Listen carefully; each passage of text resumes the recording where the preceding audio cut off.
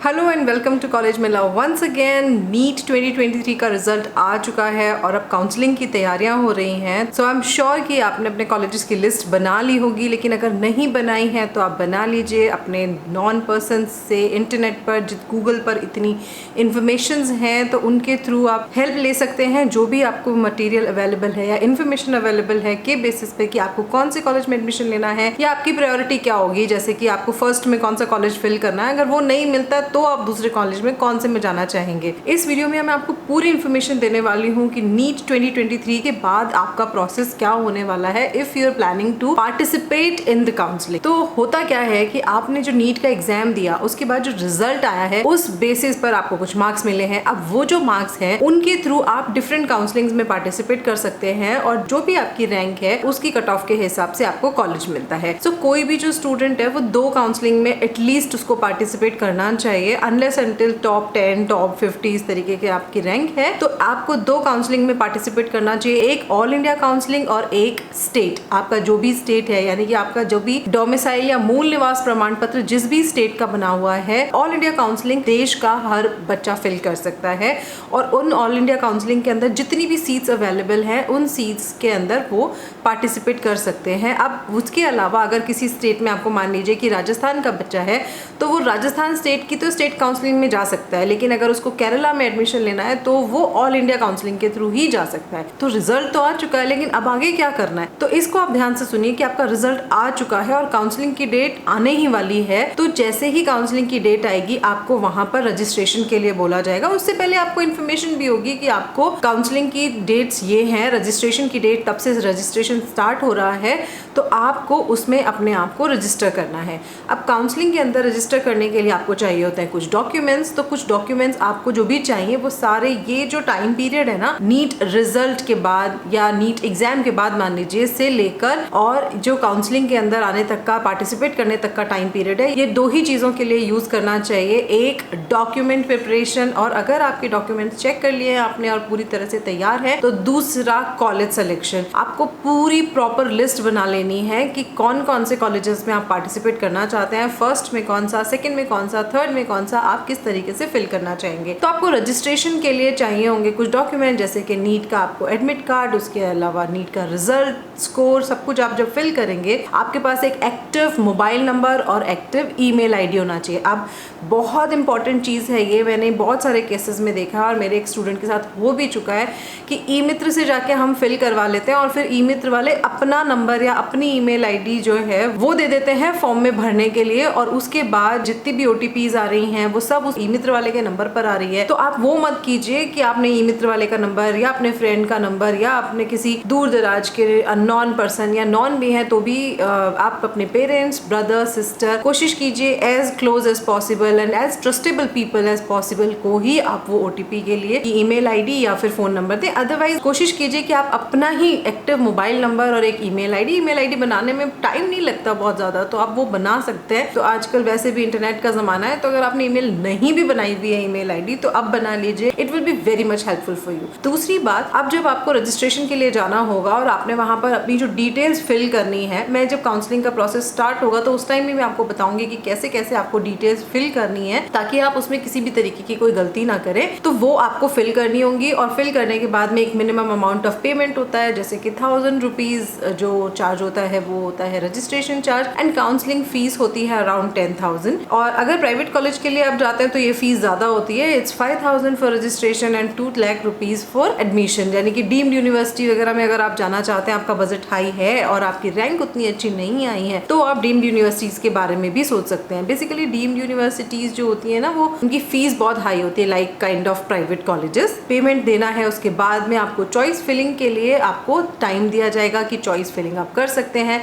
अब choice filling में आप करेंगे अवेलेबल एक चॉइस, तो मिनिमम कम से कम आपको एक तो भरनी ही है। आप मैक्सिमम जितनी भी चॉइसेस उसके लिए अवेलेबल है आप वो कर सकते हैं। अब ऑल इंडिया जो काउंसलिंग होती है ना, ये ऑल इंडिया काउंसलिंग बेसिकली 3 चीज़ों के लिए होती है, MBBS, BDS और नर्सिंग कॉलेजेस के लिए। बीएससी नर्सिंग के लिए होती है। सेंट्रल यूनिवर्सिटीज़ में जितने भी बीएससी नर्सिंग कॉलेजेस हैं वो सारे नीट की काउंसलिंग से फिल होते हैं। अब बहुत सारे ना कंफ्यूज होते हैं कि बीएएमएस की किससे होगी, बीएचएमएस की किससे होगी। तो बीएएमएस बीएचएमएस के लिए एक अलग से काउंसलिंग होती है, स्कोर नीट का यूज होता है, लेकिन काउंसलिंग अलग से होती है, आयुष मंत्रालय की तरफ से वो होता है। तो आयुष की वेबसाइट पर होती है और उसके बारे में भी मैं आपको लिंक दे दूंगी कि आयुष की काउंसलिंग कहाँ होती है। लेकिन आप इस बात का ध्यान रखिए कि जो आपने एनटीए की वेबसाइट से आपने नीट का फॉर्म भरा था, काउंसलिंग उस पर नहीं होगी। काउंसलिंग होती है mcc.nic.in। अगर बात करें स्टेट काउंसलिंग की, तो स्टेट्स के लिए हर स्टेट का अपना अपना एक अलग से काउंसलिंग का जो वेबसाइट होता है वो होता है। फॉर एग्जाम्पल राजस्थान के लिए अलग होगा, केरला के लिए अलग होगा, गोवा के लिए अलग होगा, हरियाणा, गुजरात, एमपी, महाराष्ट्र, सब स्टेट अपनी अपनी काउंसलिंग खुद कराते हैं। तो वो स्टेट काउंसलिंग के लिए होता है। तो अब यहाँ पर हम नेक्स्ट बात करते हैं कि आपने चॉइस फिलिंग कर ली। तो चॉइस में ना आपको डरना नहीं है, आपको बहुत सारे ऑप्शंस होते हैं कि आपने चॉइस फिलिंग की है तो फर्स्ट पे किसको रखना है, इंटरचेंज करना है या फिर कोई डिलीट करनी है चॉइस, आपको गलती से भर दी आपने, या आपको लगता है कि नहीं ये जो चॉइस है पर्टिकुलरली ये हाई जानी चाहिए, ये डाउन जानी चाहिए। तो उस तरीके से बहुत सारे ऑप्शंस दिए हुए होते हैं। जब काउंसलिंग का फॉर्म भरेगा तो मैं वो भी आपको बताऊंगी कि वो आपको कैसे करना है। तो आप फॉर्म फिल करने से पहले उस वीडियो को भी एक बार देख लीजिएगा। इस वीडियो के साथ भी मैं उसको अटैच कर दूंगी ताकि आपको उसको ढूंढने में परेशानी ना हो। नेक्स्ट इज चॉइस फिलिंग आपने कर ली है। चॉइस फिलिंग के बाद में चॉइस लॉकिंग आती है। तो जो चॉइस लॉकिंग आती है, चॉइस लॉक के अंदर आपको लॉक करनी होती है अपनी choices. Personally I would say don't lock them initially, क्योंकि हो सकता है आपका चेंज ऑफ माइंड हो जाए, क्योंकि बहुत कुछ हम सोचते रहते हैं। लॉक करने के बाद में आपको उसको अनलॉक करना नहीं पॉसिबल हो पाएगा, इसलिए आप उसको लॉक लास्ट टाइम पर ही कीजिएगा। अगर आप लॉक नहीं भी करेंगे तो एक पर्टिकुलर टाइम के बाद में वो ऑटो लॉक सिस्टम होता है, तो जो आपने चॉइसेस फिल करी हैं वो ऑटो लॉक हो जाएंगी। फर्स्ट राउंड ऑफ काउंसलिंग इसी तरीके से होता है। जो अभी आएगा वो फर्स्ट राउंड होगा। फर्स्ट राउंड की एक अच्छी बात यह है कि अगर आपको कोई कॉलेज मिल गया लेकिन आपको वो पसंद नहीं आ रहा है, तो बिना फीस की फोरफीचर के आप उस राउंड के अंदर सीट न लें तो भी आपको कॉलेज छोड़ने की पूरी फ्रीडम है। तो आप अपना कॉलेज छोड़ सकते हैं। तो इसलिए फर्स्ट जो राउंड है उसमें आपको as many colleges as possible, कि आपको लगता है कि मैं इसमें भी भर देता हूँ, इसमें भी भर देता हूँ, इसमें भी, तो आप अपनी पूरी सीरीज ऑपोजिट वे में तैयार करके रखिए, या डिसेंडिंग वे में मान लीजिए कि उसको तैयार करके रखिए, ताकि आपको पूरा काउंसलिंग में ना पता पड़ जाएगा कि किस रैंक पर ये कॉलेज मिल रहा है, आपकी रैंक पर क्या आ रहा है, क्या आ सकता था, क्या नहीं आया, इस तरीके से। अब फर्स्ट राउंड के बाद आता है सेकेंड राउंड, फिर mop up round and stray vacancy. ये ऑल इंडिया की बात कर रही हूँ, स्टेट्स में नहीं बात कर रही हूँ। तो ऑल इंडिया काउंसलिंग के अंदर जो फर्स्ट राउंड होगा उसके बाद उसका रिजल्ट आएगा। रिजल्ट में जो भी ज्वाइन करना चाहेंगे वो ज्वाइन करेंगे और काउंसलिंग से बाहर हो जाएंगे। लेकिन जिन बच्चों को कॉलेज नहीं मिला या जिन्हें मिला लेकिन वो नहीं चाहते उस कॉलेज में जाना, तो वो सेकंड राउंड ऑफ काउंसलिंग में जाएंगे और उसके बाद वो मॉपअप में और स्ट्रे वैकेंसी में भी जा सकते हैं। अब फर्स्ट राउंड में अगर आपने काउंसलिंग के अंदर रजिस्ट्रेशन किया था तो आपको सेकंड राउंड में रजिस्ट्रेशन करने की जरूरत नहीं है। अगर आपने नहीं किया था तो सेकंड राउंड के अंदर भी सेम प्रोसेस होगा, आपको फ्रेश रजिस्ट्रेशन के लिए टाइम दिया जाएगा। तो आपको इसमें निराश होने की, डरने की जरूरत नहीं है कि फर्स्ट में नहीं किया अब क्या होगा। तो कोई प्रॉब्लम नहीं है, आप सेकंड राउंड में भी पार्टिसिपेट करने के लिए रजिस्ट्रेशन कर सकते हैं। प्रोसेस सेम ही है। द थिंग इज, अगर आपने सेकंड राउंड में काउंसलिंग में पार्टिसिपेट कर लिया और आपको कॉलेज मिल जाता है तो आप उस कॉलेज को छोड़ नहीं सकते। अगर आप छोड़ते हैं तो आपने जो वो काउंसलिंग फीस दी थी वो फॉरफीचर हो जाएगी। उसके बाद अगर आप जब मॉपअप राउंड में जाना चाहते हैं तो आपको मॉपअप राउंड के लिए नया रजिस्ट्रेशन करना होगा, नए सिरे से आपको काउंसलिंग फीस पे करनी होगी और तभी आप मॉपअप राउंड में जा सकते हैं। इसके बिना मॉपअप राउंड में आप नहीं जा पाएंगे। मॉपअप के बाद में आता है स्ट्रे वैकेंसी। अगर फिर भी कुछ सीट्स बाकी रह जाती हैं मॉपअप में जाने के बाद भी, तो वो स्ट्रे वैकेंसीज में आती हैं। But important part is, stray vacancy में फ्रेश रजिस्ट्रेशन अवेलेबल नहीं होता है। तो आप 3 राउंड यानी कि first round, second round and mop up round तक आप रजिस्ट्रेशन कर सकते हैं। लेकिन उसके बाद का जो राउंड है यानी स्ट्रे वैकेंसी, उसके अंदर आपको रजिस्ट्रेशन की फैसिलिटी नहीं मिलेगी। सिर्फ जो बच्चे रजिस्ट्रेशन कर चुके हैं और जिन्हें मॉपअप तक में सीट नहीं मिली उन्हीं को उसके अंदर सीट मिलेगी। तो आपको ये बात माइंड में रखनी है कि अगर आप स्ट्रे वैकेंसी में जाना चाह भी रहे हैं और मॉपअप में आपने रजिस्ट्रेशन नहीं करा है तो आप कर दीजिए, क्योंकि स्ट्रे वैकेंसी में उसके बाद रजिस्ट्रेशन नहीं होता है। राउंड 1, राउंड 2, मॉपअप सब में प्रोसेस इसी तरीके से कि आपको स्टार्टिंग में रजिस्ट्रेशन करना है, फिर उसके बाद में काउंसलिंग फी और रजिस्ट्रेशन फीस पेमेंट होगी।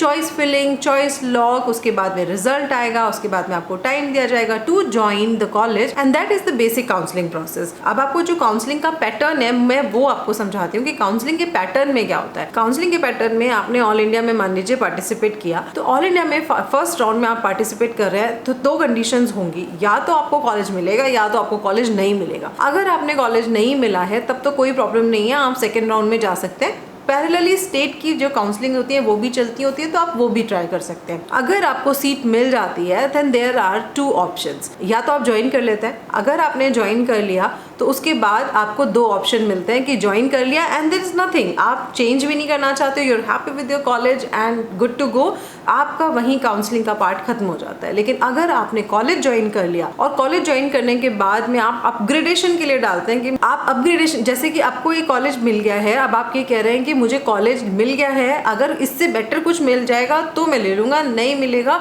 तो मैं इस कॉलेज में भी आई एम हैप्पी, तो उस केस में आपको अपग्रेडेशन के चांसेस मिलते हैं। This is in the first round only. तो अपग्रेडेशन के लिए आप इसमें फॉर्म भरते हैं और जब आप काउंसलिंग में पार्टिसिपेट करते हैं तो आपको उस वक्त जो भी कॉलेज मिलता है आपको वो कॉलेज एक्सेप्ट करना पड़ता है। तो इसमें आपको ध्यान ये रखना है कि जब आप दोबारा से इसमें चॉइस फिलिंग कर रहे होंगे सेकेंड राउंड के अंदर, तो आपको जो आपका कॉलेज है उससे बेटर कॉलेजेस की ही चॉइस फिलिंग करनी है, उससे लोअर कॉलेज नहीं भरने हैं, और नहीं तो आपको उससे लोअर कॉलेज मिलेगा और आपको बाद में रिग्रेट होगा कि आपने एक अच्छा कॉलेज छोड़ दिया। नाउ थर्ड सिचुएशन इज कि आपको कॉलेज तो मिला लेकिन आपने ज्वाइन नहीं किया, तो फर्स्ट राउंड में ही ये फैसिलिटी अवेलेबल है कि आप ज्वाइन नहीं करें तो भी आप सेकेंड राउंड में जा सकते हैं और आपकी फीस भी फॉरफीचर नहीं होगी, आपको री रजिस्ट्रेशन भी नहीं करना पड़ेगा। Now next comes second round. जब आप सेकेंड राउंड में पार्टिसिपेट करते हैं तो अब सेकेंड राउंड में कौन कौन पार्टिसिपेट कर रहा है? जिन्होंने नया रजिस्ट्रेशन किया है, जिन्होंने अपग्रेडेशन के लिए डाला और जिन्होंने अपना कॉलेज ज्वाइन ही नहीं किया, इन सब को ही सेकेंड राउंड में पार्टिसिपेट करने का मौका मिलेगा। अब सेकेंड राउंड में भी सेम चीज होगी, या तो आपको कॉलेज मिलेगा या तो आपको कॉलेज नहीं मिलेगा। अगर कॉलेज नहीं मिलता है तो आप मॉपअप में जा सकते हैं, लेकिन अगर आपको कॉलेज मिलता है, now there are two choices, एक आप ज्वाइन कर ले, दूसरा आप उसको छोड़ दे। अगर आप ज्वाइन कर लेते हैं वहीं पर आपका काउंसलिंग प्रोसेस खत्म हो जाता है। Now you are not allowed to participate in state counselling और all India counselling.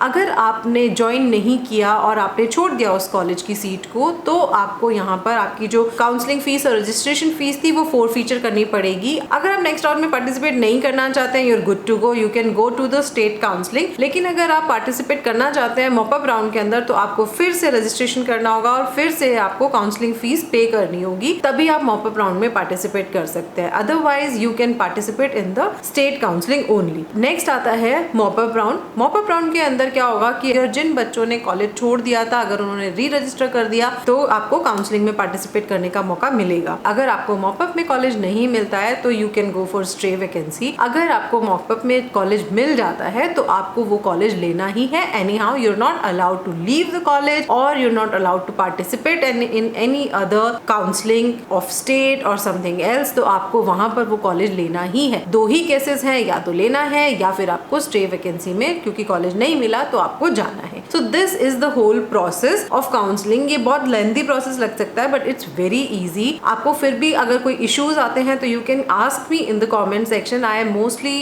Give answers, mostly read all the comments. मैं सबके कमेंट्स पढ़ती हूँ, किसी के अच्छे होते हैं, किसी के इम्प्रूवमेंट के लिए होते हैं कि आप इम्प्रूव कर सकते हैं, या वीडियो के आप आइडियाज देते हैं। I really truly appreciate those ideas and I work those ideas also and I felt grateful and gratitudeful about you guys. आप मुझे नए नए वीडियोज बनाने के लिए टॉपिक्स भी देते हैं और एनकरेजमेंट भी। So thank you for that. So next comes what type of seats are there available in the counselling. So all India counselling और स्टेट काउंसलिंग। अब सीट्स की बात करें तो सीट्स में क्या होता है, भी ऑल इंडिया है तो ऑल इंडिया तो स्टेट्स में ही डिवाइडेड है, तो सारे ही कॉलेजेस किसी ना किसी स्टेट में तो आ ही रहे हैं ना। बेसिकली इसमें किया हुआ क्या है कि हर स्टेट का जो भी कॉलेज है, प्राइवेट कॉलेज की बात नहीं हो रही है, गवर्नमेंट कॉलेजेस की जो कि काउंसलिंग में पार्टिसिपेट करते हैं, जितने भी स्टेट के अंदर मेडिकल कॉलेजेस हैं, गवर्नमेंट मेडिकल कॉलेजेस, उन सब के अंदर 15% यानी कि 15% जो सीट्स हैं उनको ऑल इंडिया काउंसलिंग में ले लिया गया, ताकि एक स्टेट का बच्चा अगर किसी और स्टेट में जाना चाहता है तो वो वहां जा सके। ही और she is free to move to another state